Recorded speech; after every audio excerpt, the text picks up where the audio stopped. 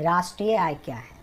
ये भी अर्थशास्त्र का एक बहुत ही अच्छा टॉपिक है, एक इम्पॉर्टेंट टॉपिक है। यही हमारे आज का टॉपिक है कि राष्ट्रीय आय क्या है, नेशनल इनकम क्या है। इसके साथ ही साथ हम ये भी देखेंगे कि जीडीपी, जीएनपी, एनएनपी और जीएनआई किसे कहते हैं।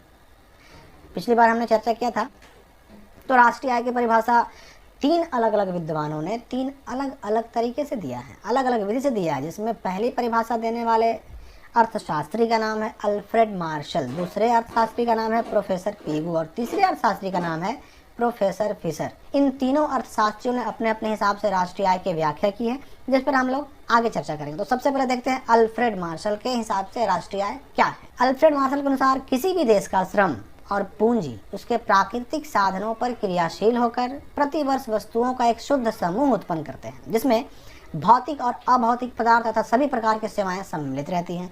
यह देश की वास्तविक विशुद्ध वार्षिक आय या राष्ट्रीय लाभांश है, यानी इसी को हम राष्ट्रीय आय कहते हैं। अब अगली परिभाषा राष्ट्रीय आय की हम देखते हैं प्रोफेसर एसी पीगू के अनुसार। इन्होंने कहा था कि राष्ट्रीय लाभांश या राष्ट्रीय आय किसी समाज की वास्तविक आय का वह भाग है जिसमें विदेशों से प्राप्त आय भी सम्मिलित है, जिसे मुद्रा के रूप में मापा जा सकता है। इनका कहना क्या है कि राष्ट्रीय आय एक समाज का, किसी भी समाज का वह आय है, वह इनकम है या इनकम का वह भाग है जिसमें देश के अंदर और देश के बाहर यानी विदेश, दोनों तरफ से जो उनको इनकम होती है उन दोनों को शामिल किया जाता है। और इस राष्ट्रीय आय को हम लोग मुद्रा के रूप में माप सकते हैं, जैसे हमारे देश की मुद्रा है रुपया। एसी पीगू के अनुसार अब देखते हैं आगे हम प्रोफेसर इरविंग फिशर के अनुसार इन्होंने राष्ट्रीय आय की परिभाषा क्या दी है। इन्होंने कहा था कि वास्तविक राष्ट्रीय आय वार्षिक उत्पादन का वह भाग है जिसका उस वर्ष में प्रत्यक्ष रूप से उपभोग किया जाता है। हमने इन तीनों विद्वानों की, इन तीनों अर्थशास्त्रियों की परिभाषा देख लिया, लेकिन फिर भी स्पष्ट हमें समझने के लिए आखिर क्या समझना होगा, हम कैसे याद करें राष्ट्रीय आय को। हम राष्ट्रीय आय की परिभाषा को हम अपनी भाषा में, अपने लैंग्वेज में, जिस बोली का उपयोग हम करते हैं उसके हिसाब से हम कैसे याद करेंगे। आखिर इसको हम कैसे याद करें कि बिना रटे ये याद भी हो जाए और हम कभी भी इसकी परिभाषा लिखने की बारी आए तो हमें बड़े आराम से उसकी परिभाषा को लिख सकें। तो चलिए देखते हैं कि वो राष्ट्रीय आय की परिभाषा है क्या। राष्ट्रीय आय की वो सरल परिभाषा क्या होगी वो हम देखते हैं आगे। राष्ट्रीय आय समझने के लिए हमें समझना होगा कि किसी भी एक देश में एक वित्तीय वर्ष के अंदर जितनी भी वस्तुओं का, चीज़ों का या सेवाओं का उत्पादन होता है उन सब के मूल्य को उस देश का राष्ट्रीय आय कहते हैं। या फिर हम ये भी कह सकते हैं कि एक निश्चित समय में समाज की संपूर्ण आय और व्यय यानी आमदनी और खर्च को ही हम राष्ट्रीय आय कहते हैं। तो एक देश, एग्जाम्पल के लिए हमारा देश भारत, हमारे भारत में जो वित्तीय वर्ष होता है 1 अप्रैल से लेकर के 31 मार्च तक होता है। अब इस 31 मार्च तक यानी 1 अप्रैल से 31 मार्च तक की अवधि में जितनी भी वस्तुएं हमारे देश में बनी या फिर जितने भी सेवाओं का प्रोडक्शन हुआ, उत्पादन हुआ, उन सब का जो मूल्य होगा उसी को हम कहेंगे राष्ट्रीय आय। तो ये राष्ट्रीय आय की बहुत ही आसान परिभाषा है जिसको हम बड़े आराम से याद कर सकते हैं। अब आगे देखते हैं हम कि सकल घरेलू उत्पाद क्या होता है। सकल घरेलू उत्पाद को ही हम कुल घरेलू उत्पाद भी कहते हैं। अब जैसा कि नाम से ही जाहिर है, सकल यानी कुल, घरेलू मतलब एक घर के अंदर यानी एक देश की सीमा के अंदर, उत्पाद यानी प्रोडक्शन। तो सकल घरेलू उत्पाद को समझने के लिए हमें समझना होगा कि किसी भी देश की भौगोलिक सीमाओं के अंदर, जैसे भारत की बात करें तो भारत के अंदर एक वित्तीय वर्ष में जितनी भी वस्तुओं का उत्पादन होता है या सेवाओं का उत्पादन होता है उनके मौद्रिक मूल्य को, मौद्रिक मूल्य यानी मुद्रा में उसका क्या मूल्य है। मुद्रा, जैसे हमारे देश की मुद्रा रुपया है, तो अब जो भी एक वर्ष के अंदर हमारे देश की सीमा के अंदर जो भी वस्तुएं उत्पादित हो रही हैं, जो भी सेवाएं उत्पादित हो रही हैं, उनका हमारे देश की मुद्रा में क्या मूल्य होगा, वही हो गया हमारे देश का सकल घरेलू उत्पाद यानी ग्रॉस डोमेस्टिक प्रोडक्ट, जिसको हम शॉर्ट में जीडीपी भी कहते हैं।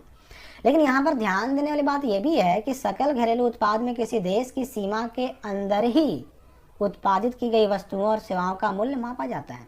इसमें देश के बाहर की सेवाओं का या फिर वस्तुओं का मूल्य नहीं जोड़ा जाता, उनकी गणना नहीं की जाती। तो सकल घरेलू उत्पाद यानी देश की सीमा के अंदर का प्रोडक्शन। स्पष्ट हो गया, क्लियर है यहाँ तक। अब आगे देखते हैं हम कि सकल राष्ट्रीय उत्पाद क्या है। इसको हम कुल राष्ट्रीय उत्पाद भी कह सकते हैं, इसको इंग्लिश में ग्रॉस नेशनल प्रोडक्ट यानी जीएनपी भी कहते हैं। तो किसी भी देश में एक वर्ष के अंतर्गत जिन वस्तुओं और सेवाओं का उत्पादन होता है उनके मौद्रिक मूल्य को कुल राष्ट्रीय उत्पाद कहते हैं।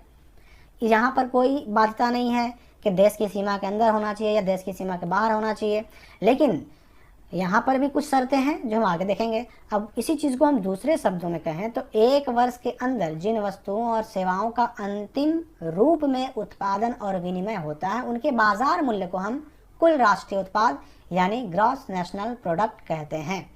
लेकिन यहाँ पर भी ध्यान रखना ज़रूरी है कि कुल राष्ट्रीय उत्पाद में केवल वही चीज़ें, वही वस्तुएं शामिल होंगी जो उपभोक्ताओं द्वारा, यूजर्स द्वारा अंतिम रूप में उपभोग की जाती हैं। जैसे कपड़ा अंतिम वस्तु है, इसका हम डायरेक्ट इस्तेमाल करते हैं। लेकिन अगर वही हम कपास को देखें, वही हम सूत को देखें, धागे को देखें, तो ये अंतिम वस्तु नहीं है। कपास को हम डायरेक्ट इस्तेमाल नहीं कर सकते, इसका उपयोग नहीं कर सकते। जब तक कपास से धागा ना बने, धागा से कपड़ा ना बने, हम उसका इस्तेमाल नहीं कर सकते, क्योंकि कपास या सूत अंतिम वस्तु नहीं है। तो सकल राष्ट्रीय उत्पाद को समझने के लिए हमें ध्यान देना होगा कि राष्ट्रीय उत्पाद में वही चीज़ें शामिल होंगी जिनका एक यूज़र, एक उपभोक्ता, एक उपयोगकर्ता उपयोग करता है, यूज़ करता है, उसका इस्तेमाल करता है। हम कि शुद्ध राष्ट्रीय उत्पाद यानी नेट नेशनल प्रोडक्ट यानी NNP क्या है। तो कुल राष्ट्रीय उत्पाद जो हमने अभी पिछले बार इससे पहले देखा कि कुल राष्ट्रीय उत्पाद एक निश्चित अवधि में देश के संपूर्ण उत्पादन का मौद्रिक मूल्य है। अब इस कुल राष्ट्रीय उत्पादन को प्राप्त करने में जो पूंजी खर्च हो रही है, जो पूंजी बर्बाद हो रही है, उत्पादन को प्राप्त करने के लिए बहुत सारी मशीनें लगती हैं, औजार लगते हैं, कारखाने के लिए बिल्डिंग बनानी पड़ती है, इन सब में जो पैसा खर्च हो रहा है वो पैसा, या फिर मशीनों को, औजारों को, कारखाने के रख रखाव को, मरम्मत के लिए जो भी पैसा खर्च हो रहा है वो पैसा, या फिर इन मशीनों को बदलने में, औजारों को बदलने में जो खर्च हो रहा है वो पैसा, इनकी रिपेयरिंग में जो खर्च हो रहा है वो पैसा, जो भी पूंजी इन सब चीज़ों में खर्च हो रही है, अगर उस खर्च को हम कुल राष्ट्रीय उत्पाद में से या सकल राष्ट्रीय उत्पाद में से माइनस कर दें, घटा दें, तो जो बचेगा वही है शुद्ध राष्ट्रीय उत्पाद। तो स्पष्ट है कि अगर सकल राष्ट्रीय उत्पाद में से यानी GNP में से अगर GNP को प्राप्त करने में जो भी हमें खर्च हो रहा है, कुल राष्ट्रीय उत्पाद को प्राप्त करने में, ग्रॉस नेशनल प्रोडक्ट को प्राप्त करने में हमें जो भी खर्च करना पड़ रहा है, मशीनों में, औजारों में, कारखाने के बिल्डिंग्स में, मरम्मत में, मशीनों को बदलने में, रिपेयरिंग में जो भी खर्च हो रहा है, इन सारे खर्चों को अगर हम कुल राष्ट्रीय उत्पाद में से घटा देते हैं, माइनस कर देते हैं, तो जो शेष बचेगा वही है शुद्ध राष्ट्रीय उत्पाद यानी net national product NNP। Clear है। अब आगे देखते हैं कि कुल राष्ट्रीय आय क्या है। तो कुल राष्ट्रीय आय और कुल राष्ट्रीय उत्पादन में कोई विशेष अंतर नहीं होता। कुल राष्ट्रीय उत्पादन को ही हम कुल राष्ट्रीय आय भी कह सकते हैं। असल में देखा जाए तो यह दोनों एक ही चित्र के दो पहलू हैं, इनमें कोई विशेष अंतर नहीं होता, कोई भी बहुत ज़्यादा फर्क इन दोनों में नहीं है। कुल राष्ट्रीय आय या कुल राष्ट्रीय उत्पादन लगभग एक ही होते हैं। तो इसको समझने के बाद हम आगे देखते हैं कि प्रति व्यक्ति आय क्या होता है। प्रति व्यक्ति आय यानी हर एक व्यक्ति की औसत आय, प्रति व्यक्ति आय को हम औसत आय भी कहते हैं। अब इस प्रति व्यक्ति आय को यानी पर कैपिटा इनकम, जिसको इंग्लिश में कहते हैं PCI, इसका शॉर्ट फॉर्म है।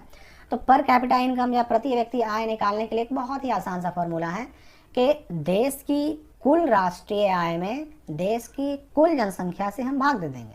जो हमारा भागफल प्राप्त होगा वही उस देश के हर एक व्यक्ति का प्रति व्यक्ति आय होगा। तो यही इसकी परिभाषा भी होगी कि किसी भी देश के कुल राष्ट्रीय आय में वहाँ की कुल जनसंख्या से भाग देने पर जो भागफल प्राप्त होता है वही उस देश के हर एक व्यक्ति की औसत आय होती है, या उस देश के हर एक व्यक्ति की प्रति व्यक्ति आय भी होती है।